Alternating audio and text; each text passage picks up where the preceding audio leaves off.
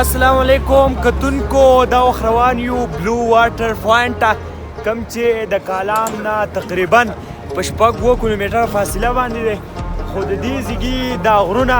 او د دې ځایږي که د وسایلو په وسادت شي نو دا ځایونه ډېر مالامال دي ځکه چې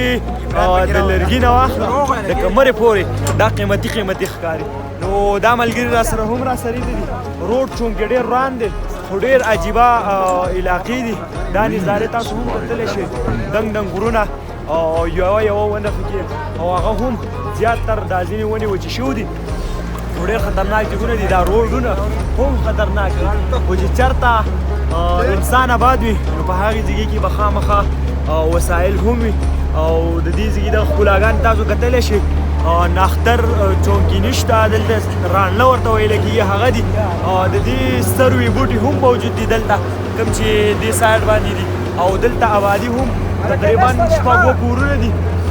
تاسو هم کتلی شئ په دې سایډ باندې 6 کورونه او داسې بره